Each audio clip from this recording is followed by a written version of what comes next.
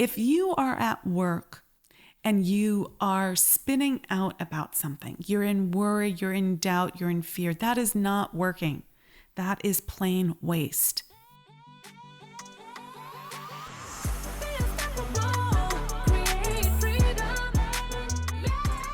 The Thinking Yourself into Exponential Results series on the podcast comes to you every Saturday morning and takes what we discuss in the Morning Mindset Club, compiles it into one easy to access recording, and gives you some killer bonus content at the end that's not to be missed and only available here. So let's dive right in. In this episode of Thinking Yourself into Exponential Success, we are looking at the destructive thoughts, negative influences, and fears that are communicated from one person to another.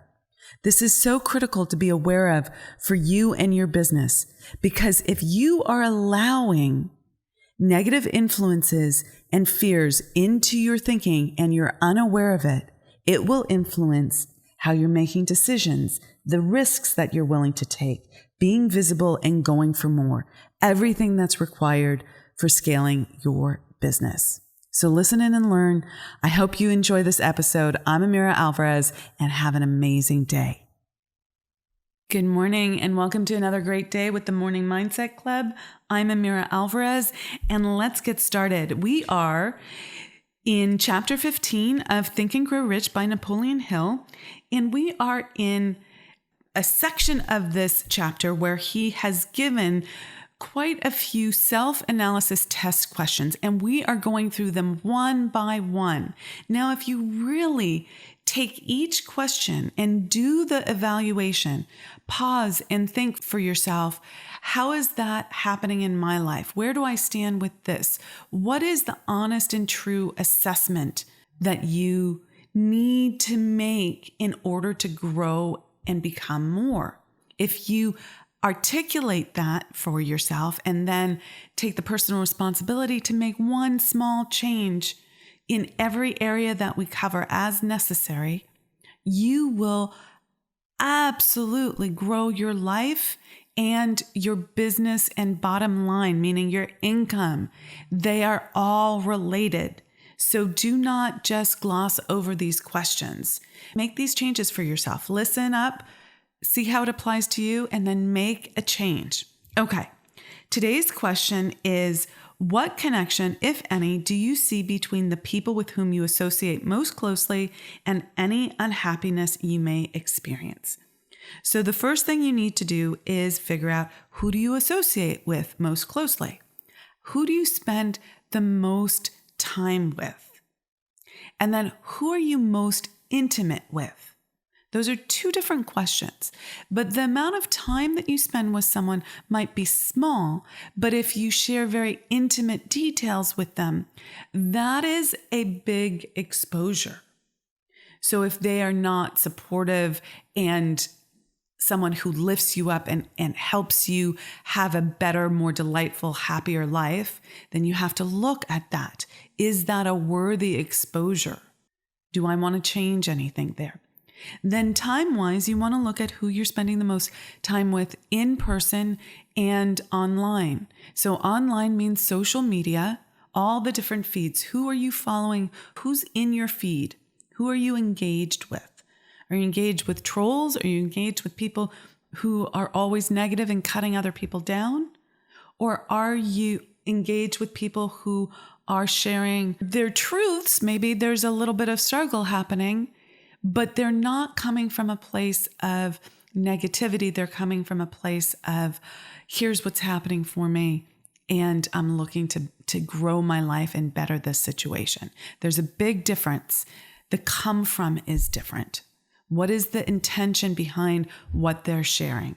So that's social media. Then you're also online and engaging with people in Zoom calls, your clients, your coaches, the events that you go to, and also your team is probably meeting virtually as well.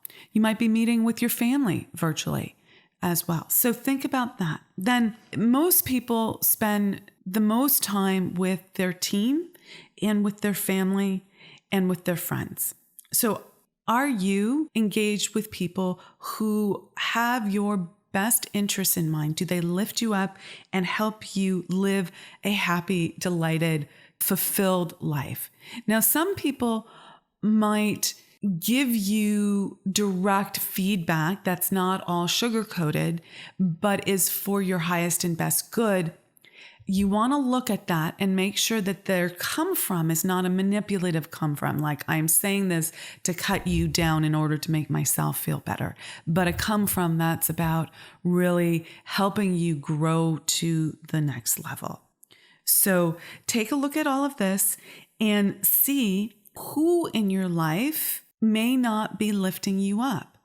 And if you need to make some changes, do make those changes. Fill your time with people and events that help you grow and become a better human being and have a happy life. So this podcast, other podcasts like it, coaching groups, masterminds, online Facebook groups, these are all places where you can surround yourself with positivity and people that lift you up, networking groups as well. So take a look at that. Fill your time with what is going to help you have a happier and better life.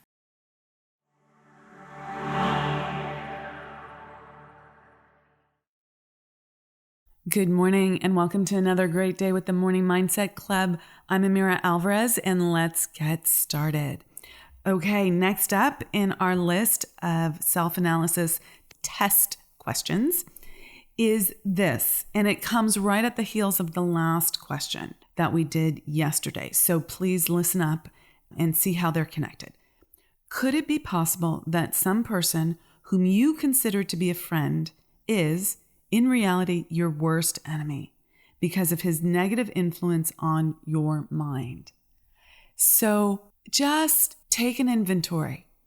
Is there anyone for whom you feel that when you leave them, you are worse off, that you're in a more negative headspace than when you walked into that conversation or walked into that room? This person may appear to have your back, but really not be someone who is supportive of you. Narcissists are an example of this. They shine their light, but they really want something from you. They're really manipulating you. And we have a name for it now. I don't know that we had a name for it back in the day when Hill was writing this, but you want to look at whether there is anyone in your life or multiple people in your life who you consider a friend. And this could be a family member even, when in reality, they are negatively influencing you, telling you to stay small, self-sabotaging your efforts. Whether that's self-sabotaging because they're saying, hey, eat this piece of chocolate cake when you've just told them that you want to let go of some weight. They guilt you into the experience. Is this the person you want in your life? Maybe it's someone who's saying, you shouldn't do that, yet you're going to get hurt. Is this someone that you want in your life? Now, on the surface, that looks like, oh, that person has my back. But really, they're imparting fear and saying that I'm not capable of doing what I wish to set out to do. They're undermining your confidence. They're instilling fear. So you're going to want to look and just do a quick assessment. Who's in your life? Who's really for you?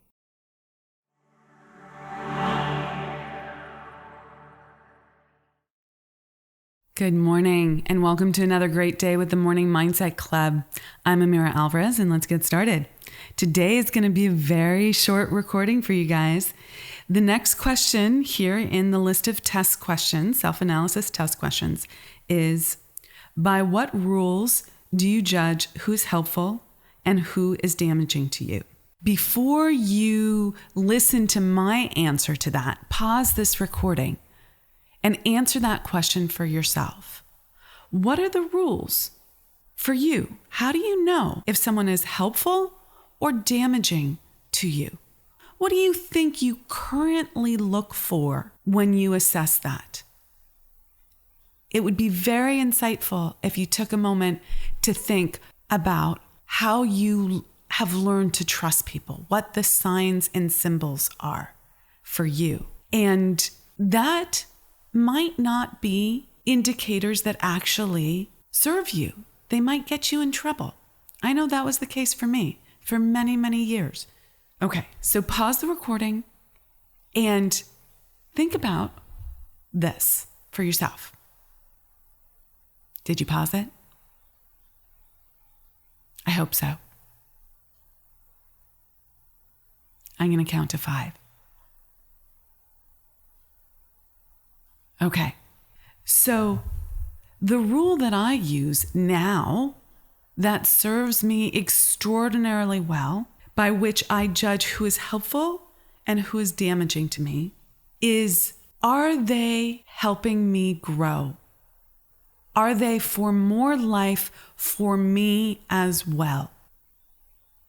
This then includes people that might give you tough love, that might set a boundary, that might say, hey, that behavior that you're engaged in, you think is all great, but it's actually not for your highest and best good. You know, maybe it's a team member who says, I'm not going to jump through 1,000 hoops for you because you're urgency driven all the time. Maybe it's a lover or a partner who says, you know, I'm not going to indulge your mood swings because it's just continuing a pattern. So it doesn't always come through in, you know, I agree with you, you're the best, high five. But the thing that they're saying to you is for your highest and best good, for your growth, for your ability to have more life. That is what I would judge the people in your life by.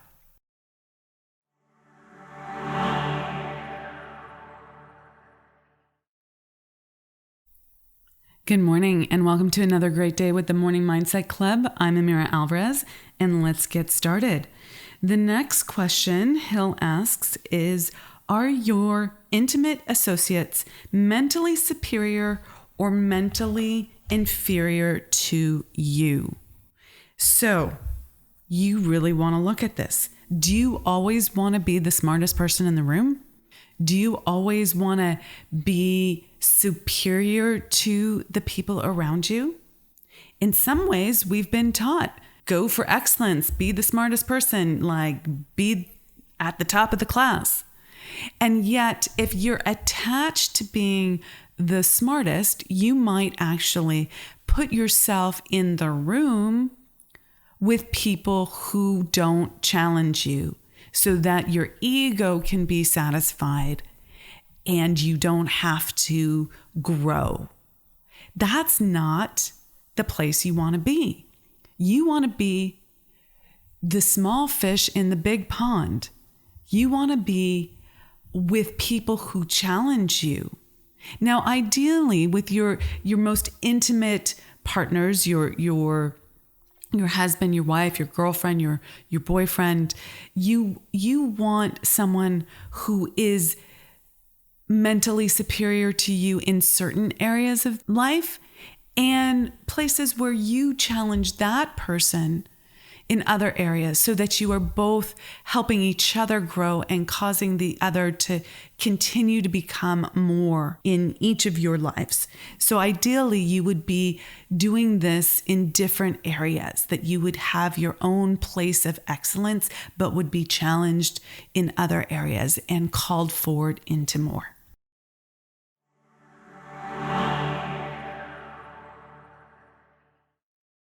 Good morning and welcome to another great day with the Morning Mindset Club. I'm Amira Alvarez and let's get started. Our next question here in the list of self-analysis test questions is, how much time out of every 24 hours do you devote to? And then he lists 5 things. Hill lists 5 things. So you're going to want to take a pen out right now and write down these 5 things and spend all of a minute or two answering this question.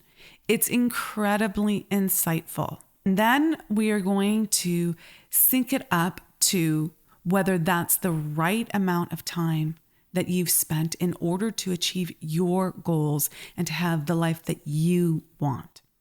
So how much time do you devote out of every 24 hours, so in one day, to your occupation, your sleep, your play and relaxation, acquiring useful knowledge, plain waste?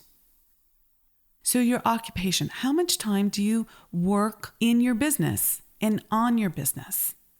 How much time, if you have a corporate job, do you work in the corporate job? And then how much time do you put into building your side hustle if that's where you're at? Or if you're just in your corporate job, how much time do you put into that? How much time do you sleep? Most people tend to diminish the amount of sleep that they require, and then they are less effective in the other hours that they are putting toward life. So if you want to get the most out of life, it's really important that you sleep and you get solid sleep and do what you need to get that solid sleep. Play and relaxation. Force negates. If you are tense, if you are uptight, if you are always wired, if your mind is always going on business, if you cannot sleep at night because you wake up with your mind spinning, you need to find your way of getting relaxed, just enjoying life for what it is. Now, I want you to know that the other things in your life, your occupation, acquiring useful knowledge, those can be fun too. And what if you could be in flow with those so that they were life-giving and relaxing and like play, so that it wasn't a dichotomy there, like that work was struggle and then you stop and then you can relax? What if it all worked together? What if you enjoyed it all? That being said, we want a full life with lots of good stuff in it. So how much do you add to your life and in play and relax in non-work related, non-study related ways? And then D is acquiring useful knowledge. So many of you buy into this. You're listening to the Morning Mindset Club. You are acquiring useful knowledge. This is a type of study. Study is required to get to the next level. Study and then application of what you have learned is required to get to the next level. So how much time are you applying to this idea of acquiring useful knowledge? Are you reading books? Are you studying? Are you taking courses? Are you learning from others? Are you part of a mastermind? Are you going to events? Are you listening to podcasts? What are you doing to acquire useful knowledge? Do you need to go back to school and get a certification of some sort? And then how much time are you plain wasting? And I want you to look at this in a nuanced way. If you are at work and you are spinning out about something, you're in worry, you're in doubt, you're in fear, that is not working. That is plain waste. So really think about how much time you're just in that liminal space of worry, doubt, distraction, procrastination, not wanting to do something, resistance. So play with that idea. See if you can expand on that and catch yourself wasting, i.e., misusing this valuable resource called time.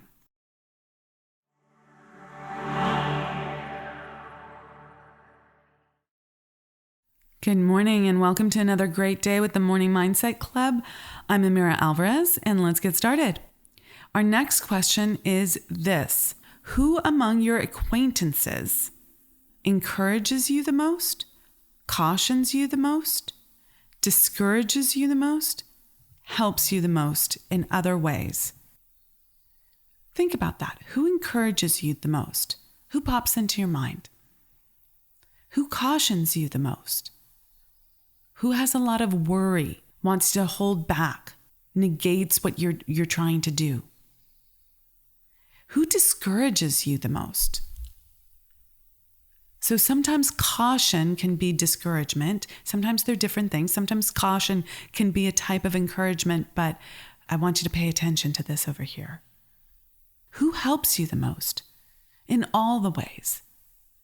And I'm going to add my own question here, which is, how can you emphasize hanging out with people who encourage you the most and help you the most? How can you build your capacity for more people like that? What would you need to do to put yourself in that kind of environment? Make those kinds of choices, to want to hang out with those kinds of people? What would you have to eliminate? Law of sacrifice here. You might have to eliminate hanging out with certain people.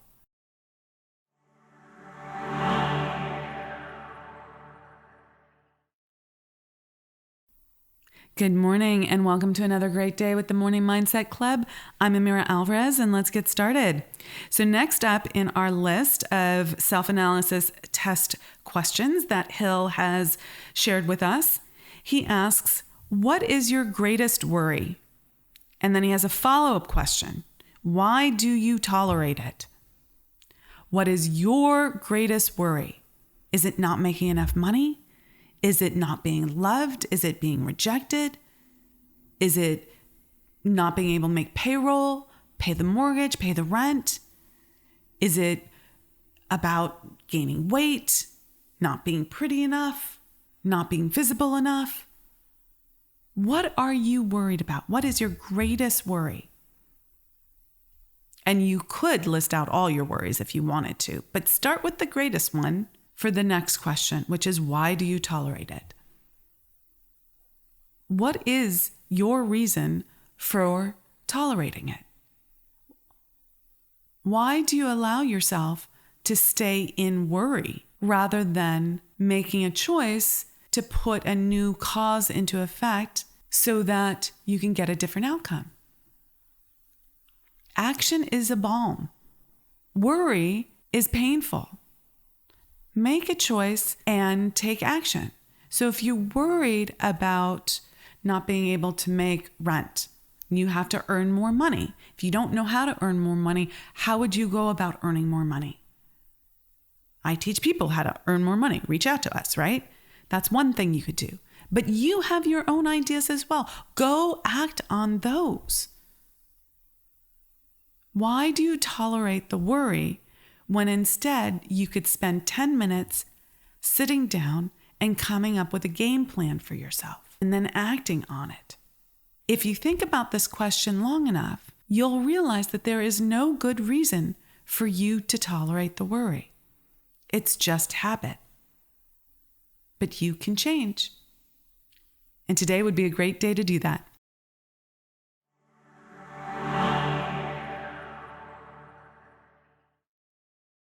For the bonus content of this episode, I want to go back to the topic of associating with people who are mentally superior to you, have something to add to your life, who call you forward into your own greatness, challenge you to do more, be more, expand, grow, and really live at potential. You're constantly growing your potential all the time. The more you grow, the more potential you have. It is infinite.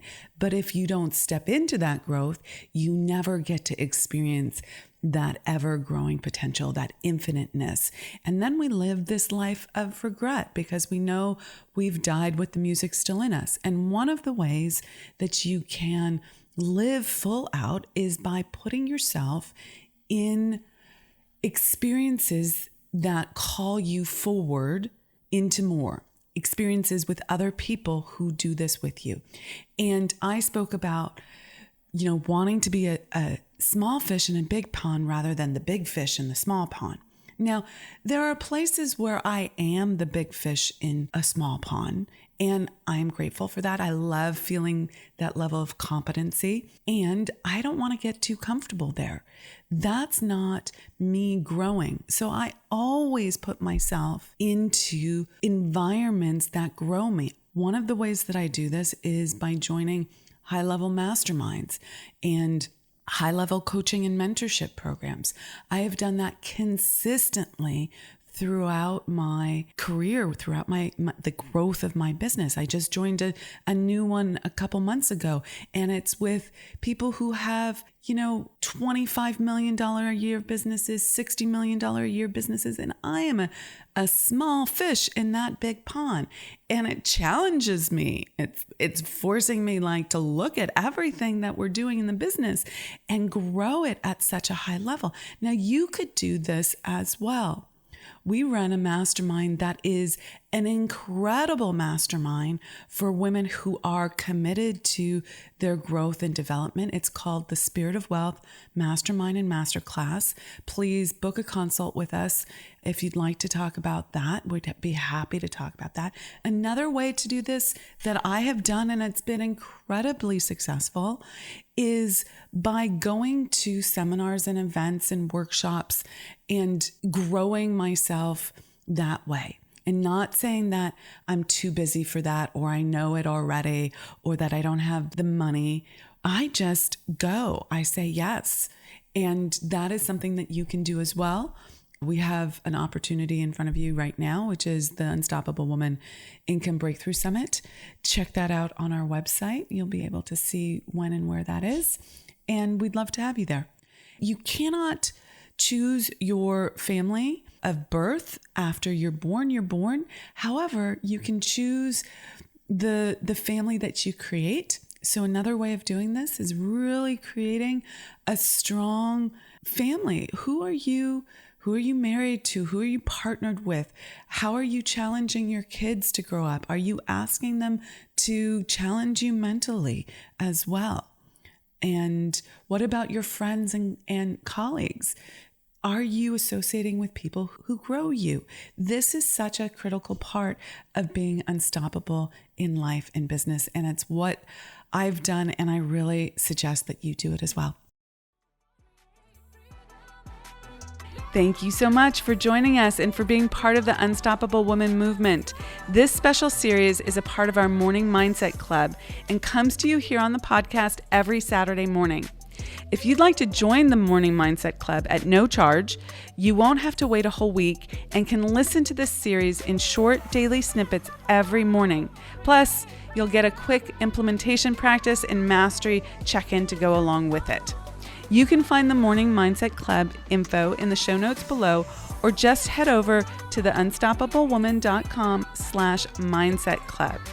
And as always, please share this podcast with 2 or 3 women who are ready for exponential growth and exponential wealth. And if you're game, we always appreciate a review on iTunes. That really helps us reach and elevate more women. Thanks so much, and be unstoppable.